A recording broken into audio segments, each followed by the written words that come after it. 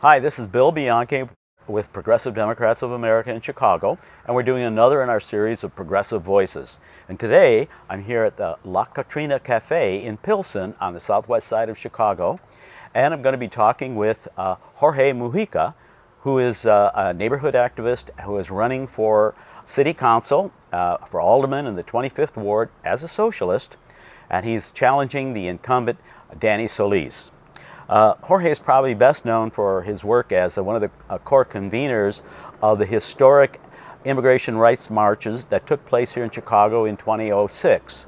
He immigrated from Mexico in 1987 and began working as a journalist, where he worked for Spanish language newspapers and TV outlets. And let me read this, and he won 2 first place prize awards from the National Association of Hispanic Publishers.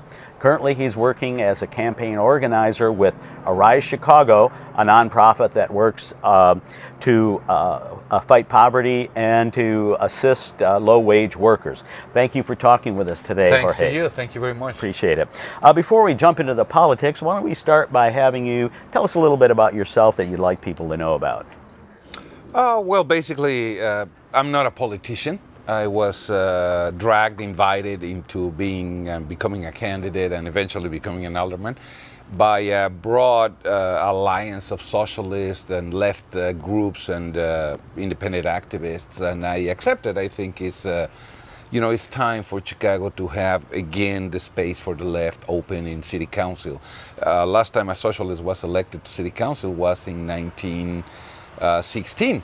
So we are just we are just about right to prevent 100 years without a socialist in city council. Okay, well that sounds like an ambitious goal.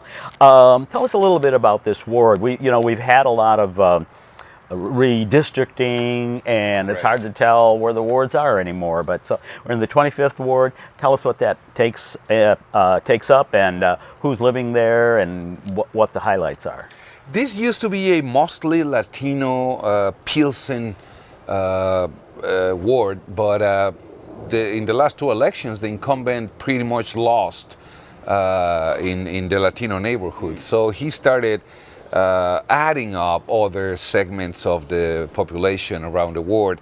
So now it's like a horseshoe that goes from Pilsen, which is Western Avenue and Cermak Avenue, Cermak Road, all the way to the West Loop, the backside of Greektown, and then it comes around via Western Avenue, State Avenue, and goes all the way south again to Chinatown. Yeah. So we have both in Pilsen and Chinatown household incomes of $40,000 a year. And then in the northernmost part of the ward, we have housing income of $120,000 a year. So Danny Solis figures that dividing the ward this way, he would never be defeated because nobody would have a automatic majority. I see. Okay.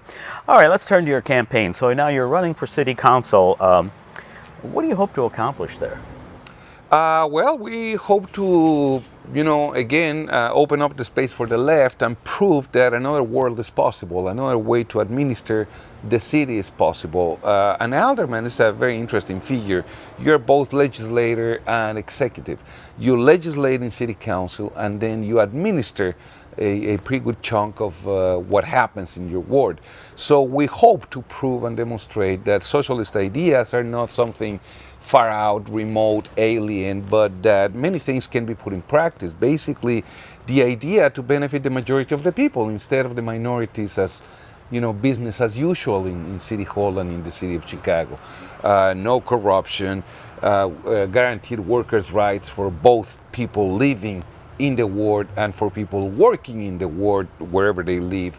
Guaranteed workers' rights, that nobody steals your wages, that your overtime is paid on time and is paid at a legal rate, and so many other things, housing issues, using eminent domain to take over buildings in foreclosure to avoid displacement of people, renters. Rents are higher and higher all the time, and not only that, also, banks come up and foreclose on buildings, and they displace the population. What do you think that you personally would bring to the city council that might be lacking besides the perspective of the left? Well, activism. Aldermen, the most progressive aldermen are liberal, progressive friends of labor. I am not. I am labor. I work with workers directly. I organize workers. It's not about what I will do for you if the popular vote favors me. No, it's like, let's get organized and let's organize things in a different fashion. I think the alderman should be a true representative of the people living in that ward, the people who elected that alderman, not representatives of big corporations or people who want to do business in the word sense of the business word. Yeah. Right. I think we can do that, really truly represent the people, low-income workers who live here in City Council. The current alderman is Danny Solis. What can you tell us about his background and why do you think he should be replaced? Well, Danny Solis used to be the executive director of UNO, who is one of the largest charter schools organizations in the country right now. He was also had to do with housing in the city of Chicago as a government worker. And he was handpicked by Richard Daley to administer the 25th ward because of the very low home ownership in this ward. So he was put here basically to gentrify. That was the master plan of Richard Daley back in the days, 18 years ago. And he's been successful. He has gentrified a lot of the Latino neighborhood, allowing the University of Illinois to take over, to displace people from Maxwell Street and so on and on. Now, fortunately, we also have another kind of intermixed population, white population living in a Latino neighborhood, but it's poor white students from the University of Illinois who cannot afford housing at the university, dorms at the university, so they are coming to live here. But they are also being displaced by big luxury condos and, gentrification in the bad way of gentrification. I mean, we don't want to be a ghetto. Of course, everybody is welcome here, but not at the cost of displacing the poorest of the poor. So I think, that's is Danny Solis is doing this displacement. We have lost between 10 and 15,000 people in the last 10 years. Just in the last 10 years, you can't afford rents anymore here. It's becoming impossible. So this neighborhood is changing, but it sounds like it might be changing away from your base. Is that right? It is correct, but at the same time, I'm telling you, Pilsen and Chinatown share the same household income. I mean, we are poor and they are poor. Do you think that Chinatown is in danger of being gentrified out? Somehow, yes. There are new developments. I mean, we see in Chinatown everything we would like to see here in Pilsen. New, huge parking lot, for tourism, to attract tourism and being able to park there. The new mall, fantastic mall, and new housing. They have 10 new buildings ready to be occupied and register voters before the election, actually, by the way. So they are ready to be occupied. And those are not going to be cheap. It's not going to be the usual Chinatown rates, which go 600, 700, just like Pilsen. Those are going to be, pretty priced apartments. So yeah, they are gentrifying Chinatown also. At the same time, they are bringing tourism into the area. Right, okay. Let's talk a little bit about the issues. Now, you mentioned a few, but there's probably 50 issues you could talk about. But what are the key ones for this race? What are you going to really focus on? We are doing a campaign centered again on workers' rights. We do believe that the position of Alderman, the office of Alderman, should work in some sense as a worker center, where the worker can go and say, hey, listen, guess what? I'm paid $6 an hour, not even minimum wage. Of course, we stand for $15 minimum wage, but it's not good to increase the minimum wage if workers are not being paid at least minimum wage. So the aldermanic office should be an office, with the alderman that goes to X or Y company and says, hey, listen, I have all these reports, you're paying $5, $6, $7 an hour. and that's illegal. So at the very least, the bare bottom, you have to fulfill the law on minimum wage, no discrimination, overtime pay, and whatever other workers' rights, are there. And that's basic. Again, Pilsen and Chinatown both share the same problem. They are the most exploited worker population within the ward. People living north of the expressway, well, they are professionals. It's another scale. But we are centering the campaign in workers' rights. We believe that's basic, Okay. What other issues are you? We are tapping very heavily into environmental issues. The Alderman just got approved the permit for a new metal shredder in half a block, well, one and a half blocks away from our only high school. We believe that's not right. We shouldn't be poisoning the students going to high school. What does a metal shredder do? How does it hurt the environment? It's not okay, metal shredder is a process to recycle metal. In order to recycle metal, you really have to shred it into tiny pieces. And it's impossible unless you have a completely 100% covered operation. It's impossible not to pollute when you are, shredding tiny pieces.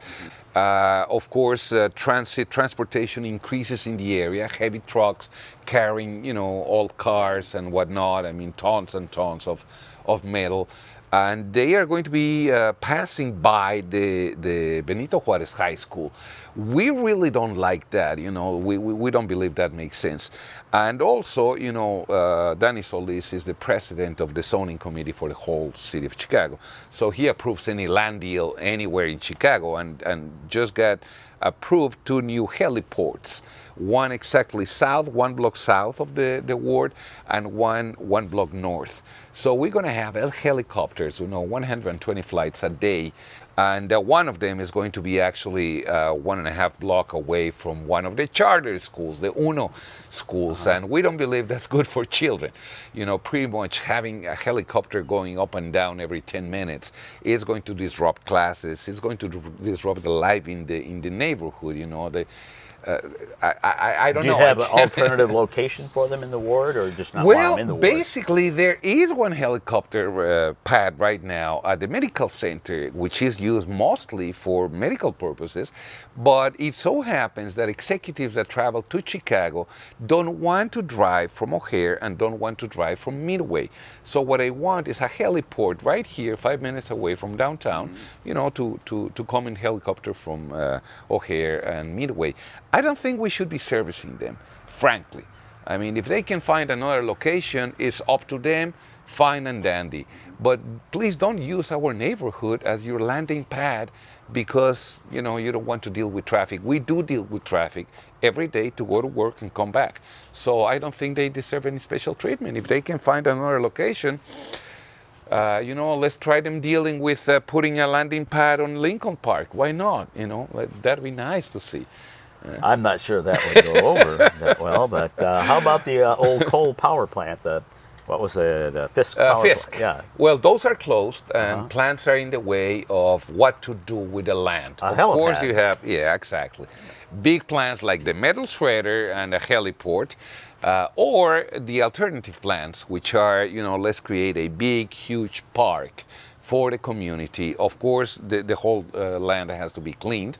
That's a Superfund territory, after so many years of operating with, somehow chemical substances. That's a common problem in Old Pilsen. It is widespread known here that you cannot plant and eat any leafy vegetable, no lettuce here because you will get poisoned. That's really? Yes, sir. That's an absolute in Pilsen. Wow. You can plant corn if you want to because you don't eat the leaves. But you cannot plant, any vegetable, leafy vegetable cabbage and lettuce. That must be hard for a lot of, people, immigrants from rural areas who are used to having a little plot in the backyard. Of course. And actually, that's one of the plans. We want to really open up urban farming. There are a lot of empty lots here, which have to be cleaned, but then we want to really create farms, in the middle of Pilsen, self-sustaining farms in benefit of everybody here.